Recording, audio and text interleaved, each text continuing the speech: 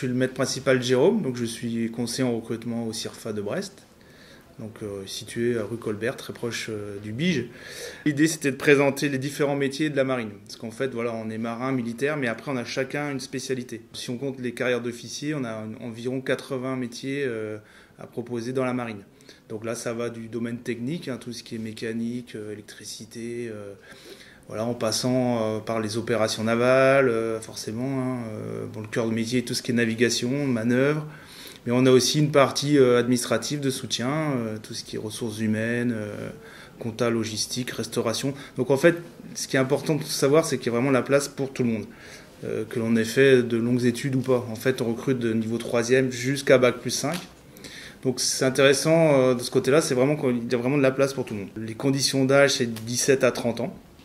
Donc là, pareil, ça laisse aussi du temps pour mener des études. Filles et garçons ? Oui, oui, oui. Alors là, en plus, maintenant, alors ça fait un peu plus d'1 an, les sous-marins, voilà, les équipages de sous-marins sont ouverts à recrutement féminin. Donc là, dans toutes les spécialités, on va pouvoir retrouver du personnel féminin à bord. Donc ça, c'est une avancée aussi. Et oui, alors c'est des spécialités dans lesquelles voilà, il n'y a pas de métier d'homme en fait. Voilà. On est marin avant d'être une femme ou un homme en fait. Et après, les jeunes peuvent être formés en Oui. interne ? Alors on est formé continuellement. En fait, l'engagement dans la marine commencera forcément par une formation en école.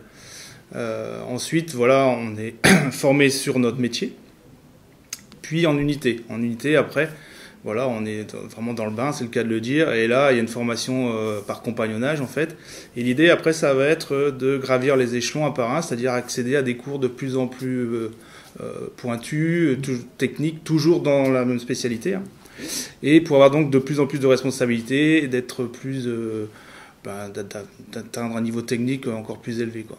Si on prend un exemple, mécanicien par exemple, oui. Ça fait partie des spécialités qu'on retrouve, ouais, c'est une des spécialités les plus représentées en termes d'effectifs dans la marine. Ouais. Ah oui, d'accord. Oui, oui. Il y a de gros besoins dans la maintenance, dans la restauration. C'est un petit peu les métiers qu'on retrouve aussi en tension dans le civil. Hein. Donc nous, oui, restauration, maintenance, tout ce qui est communication, informatique, communication. Ouais. D'accord. Vous recrutez des communicants également ? Des communicants, alors pas au niveau des officiers mariniers, c'est-à-dire sous-officiers ou des équipages, mais plutôt à un niveau officier. Donc avec un bagage universitaire plus élevé forcément. Mais oui, on a besoin de communicants aussi. Ouais. Et si on est intéressé pour de rentrer dans la Marine nationale, ce sont des engagements de combien de temps ? Alors il y a, suivant la filière que vous allez suivre, les contrats diffèrent. Donc on peut avoir des contrats de 2 ans de découverte, hein, d'un niveau opérateur. Et aussi on a des contrats de 4 ans. Et ensuite on a pour les bacheliers et plus, hein, on a des contrats de 10 ans via l'école de Mestrance. Donc là, on forme au final des officiers mariniers, donc des sous-officiers, des gens qui auront vocation à encadrer à court ou moyen terme, donc à partir d'un niveau bac. On commence tous par une formation militaire maritime, le BABA, en fait c'est le socle commun de connaissances.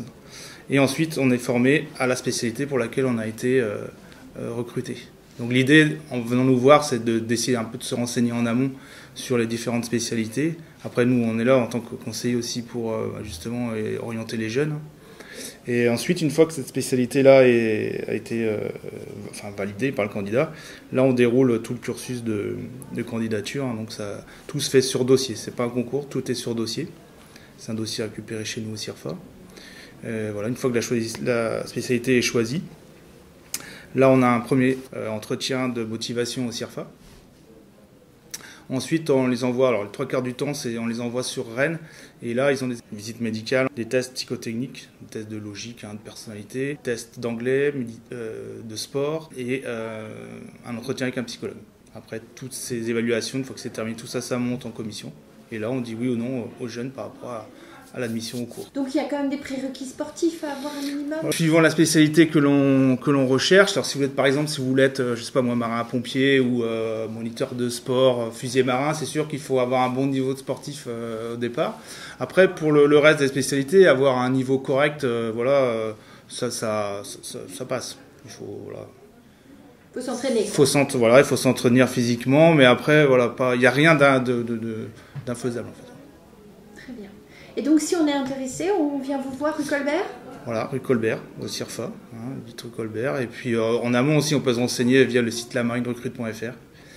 Mais bon, c'est sûr que c'est mieux de venir nous voir. Et puis voilà, on échange et on est là pour informer les jeunes. Ouais. Merci beaucoup. Je vous en prie, merci beaucoup.